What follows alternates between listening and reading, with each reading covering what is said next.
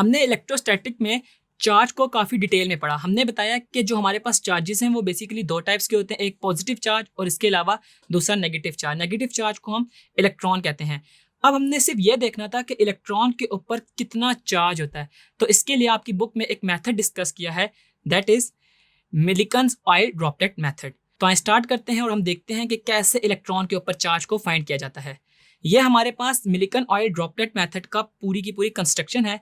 इसमें आप देखें तो आपके पास एक चैम्बर है जिसको हम सी से डिनोट करें, और इसके अलावा हमारे पास एक सोर्स ऑफ लाइट है और साथ ही हमारे पास लेंस से गुजर के वो लाइट पास हो रही है, और वो दो इलेक्ट्रॉनिक प्लेट्स के दरमियान से पास हो रही है। और हमारे पास इसके अंदर दो विंडोज हैं, एक विंडो W1 है और दूसरी विंडो हमारे पास W2 है। और हमारे पास जो लाइट है वो W1 वाली साइड से एंटर होके W2 वाली साइड से एग्जिट हो रही है। और हमारे पास W2 वाली साइड पे एक और स्लिट को हमने ओपन किया हुआ है जहाँ से हमारे पास लाइट निकल रही है। और होता क्या है कि हम इसको माइक्रोस्कोप से ऑब्जर्व करते हैं। अब ऑटोमाइजर है ऊपर आप देख सकते हैं जिसको हम ए से डिनोट करें, इसमें से हम ऑयल की ड्रॉपलेट्स को स्प्रिंकल करते हैं। और हमारे पास जो दो डिफरेंट प्लेट है, एक के ऊपर पॉजिटिव चार्ज और एक के ऊपर नेगेटिव चार्ज है। और जो हमारे पास ये पॉजिटिव चार्ज और नेगेटिव चार्ज वाली प्लेट्स हैं, इनके दरमियान हम ऑयल ड्रॉपलेट को सस्पेंड करवाते हैं। होता यूं है कि जब हम एटॉमाइजर से ऑयल ड्रॉपलेट को स्प्रिंकल करते हैं तो वो जो हमारे पास एक स्लिट खुली हुई है ऊपर वाली प्लेट में, उसमें से ड्रॉपलेट्स नीचे की तरफ आती हैं ड्यू टू ग्रेविटी। और उसके ऊपर कुछ ना कुछ इलेक्ट्रिक फील्ड लगती है जिसको हम डिनोट करते हैं E is equal to V/D से, यानी कि जो पोटेंशियल डिफरेंस है उस स्लिट के दरमियान के डिस्टेंस के साथ हम उसको डिवाइड कर रहे होते हैं। अब हम करते क्या हैं कि उस ड्रॉपलेट को इसके दरमियान हमने सस्पेंड कैसे करवाना है थोड़ी देर के लिए, हम इसकी जो इलेक्ट्रिक फोर्स है और ग्रेविटेशनल फोर्स है उसको इक्वल करते हैं। क्योंकि जो हमारे पास इसकी इलेक्ट्रिक फोर्स है उसको हम चेंज कर सकते हैं, क्योंकि हमने उसको V यानी कि इलेक्ट्रिक पोटेंशियल दिया हुआ है बाय यूजिंग बैटरी, और बैटरी हमारे पास हम उसके वोल्टेजेस को कंट्रोल कर सकते हैं। जब हम उसको कंट्रोल करेंगे यानी कि FE और FG को इक्वल करवाएंगे, तब हम ड्रॉपलेट को एयर में थोड़ी देर के लिए रोक सकेंगे। अब जब वो हमारे पास ड्रॉपलेट रुकेगा तो वहां से हम माइक्रोस्कोपिकली इसको ऑब्जर्व करेंगे और चार्ज को हम फाइंड करेंगे। आए उसको देखते हैं, हम उसको मैथमेटिकली देखते हैं कि हम इसको कैसे फाइंड करेंगे। सबसे पहले है कि हमने FE और FG यानी कि जो इलेक्ट्रिक फोर्स थी और इसके अलावा जो ग्रेविटेशनल फोर्स थी इसको आपस में बराबर कर लिया। और आपको ये चीज़ पता है कि हम इलेक्ट्रिक फोर्स को QE जबकि ग्रेविटेशनल फोर्स को mg से रिप्रेजेंट कर रहे होते हैं। अगर मैं यहाँ पे E की वैल्यू को पुट इन कर दूँ तो E मेरे पास VD है, और जब मैं उसको पुट करूंगा और यहाँ से अगर मैं Q की वैल्यू को फाइंड आउट करना चाहूँ तो मेरे पास डिनोमिनेटर से जो D है वो न्यूमरेटर में आके राइट साइड पे मल्टीप्लाई हो जाएगा, और मेरे पास फाइनल फॉर्म मिल जाएगी, that is Q is equal to mgd divide by V। आपको ये फार्मूला याद रखना है, आपके आने वाले कुछ न्यूमेरिकल प्रॉब्लम्स में ये फार्मूला यूज हो रहा है जिसमें हम लोग charge of an electron find out कर रहे होंगे by using Millikan oil droplet method. अब इस हमारे मेथड से हम ना सिर्फ चार्ज निकाल सकते थे इलेक्ट्रॉन का, बल्कि मास ऑफ द इलेक्ट्रॉन को भी फाइंड आउट किया जा सकता था। उसके लिए हमने स्टोक्स लॉ की हेल्प ली। अब स्टोक्स लॉ हमने अपने लास्ट ग्रेड में फ्लूइड डायनेमिक्स में थोड़ा सा पढ़ा था कि जो हमारे पास फोर्स है वो इक्वल होती है 6 पाई ईटा आर VT के।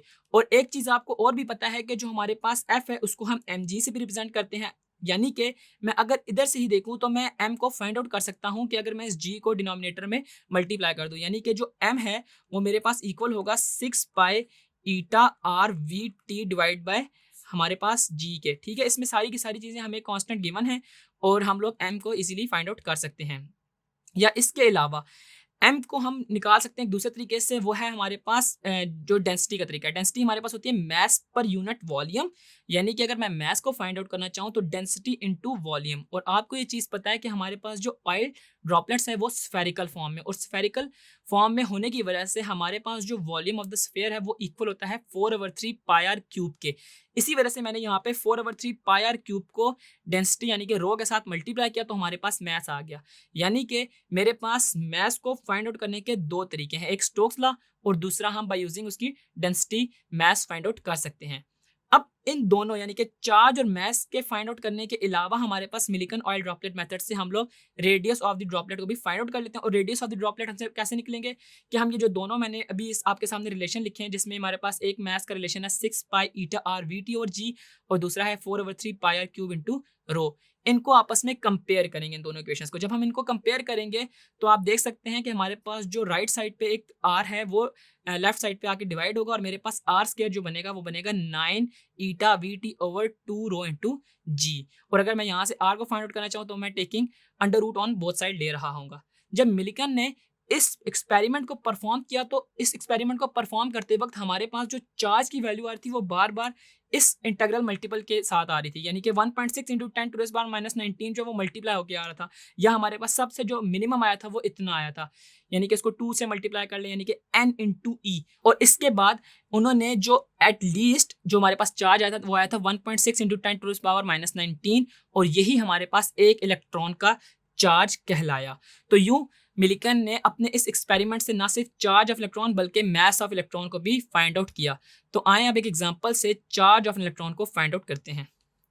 हमारे पास एग्जांपल है कि in Millikan oil droplet experiment an oil drop of mass, जिसका हमारे पास गिवन है mass 4.9 into 10⁻⁻15 kilogram, is balanced and held stationary by electric field between the two parallel plates. जो मैंने आपको बताया था पी और पी प्राइम दो प्लेट्स थी, तो उनके दरमियान हमने उसको थोड़ी देर के लिए स्टेशनरी यानी कि उसको रोकना था। If the potential difference between the plate is 750 volt and the spacing between them is 5 millimeter, calculate the charge on the droplet। आपने इसका चार्ज हमने फाइंड आउट करना है। तो सबसे पहले मैं देखता हूँ गिवन क्या है। मेरे पास एक गिवन है मास दैट इज 4.9 इंटू 10⁻⁻15, और इसके अलावा हमारे पास इसमें पोटेंशियल डिफरेंस V गिवन है दैट इज 750 वोल्ट, और हमारे पास डिस्टेंस गिवन है, स्पेसिंग जो है वो है 5 मिलीमीटर। 5 मिलीमीटर को अगर मैं ऐसे यूनिट में कन्वर्ट करना चाहूँ तो ये हो जाएगा 5 इंटू 10⁻³ मीटर्स। ठीक है, मेरे पास आ गया मास भी, स्पेसिंग भी, और इसके अलावा पोटेंशियल डिफरेंस भी। तो अब मैं इसका Q फाइंड आउट कर सकता हूँ, और Q को फाइंड आउट करने के लिए हमारे पास जो फार्मूला है Q is equal to mgd divide by V। तो इन तीनों की वैल्यूज हम इसमें पुट इन करके Q की वैल्यू को फाइंड आउट कर लेते हैं। मेरे पास मास की वैल्यू है 4.9 इंटू 10⁻⁻15, और इसके अलावा G की वैल्यू आगे कांस्टेंट दैट इज 9.8, और D हमारे पास है 5 इंटू 10⁻⁻3, और एट द एंड हम इसके अंदर V की वैल्यू लिख देंगे जो कि मेरे पास इक्वल है 750 के।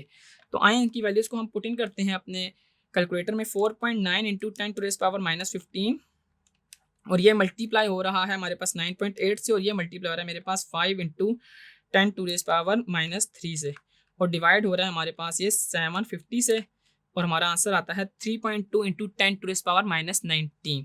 ठीक है, हम इधर से Q की वैल्यू हमने फाइंड आउट कर ली दैट इज 3.2 इंटू 10⁻⁻19 कूलम। और अगर आप ये भी देखें तो आप देख सकते हैं कि ये भी इंटीग्रल मल्टीपल है 1.6 इंटू 10⁻⁻19 का। तो आपने देखा कि कैसे हमने मिलिकन ऑयल ड्रॉपलेट मेथड की कंस्ट्रक्शन देखी, उसका वर्किंग प्रिंसिपल, और इसके अलावा हमने मैथमेटिकल कैलकुलेशन के जरिए फाइंड आउट किया कि हम लोग कैसे एक चार्ज ऑफ इलेक्ट्रॉन को फाइंड आउट कर सकते हैं।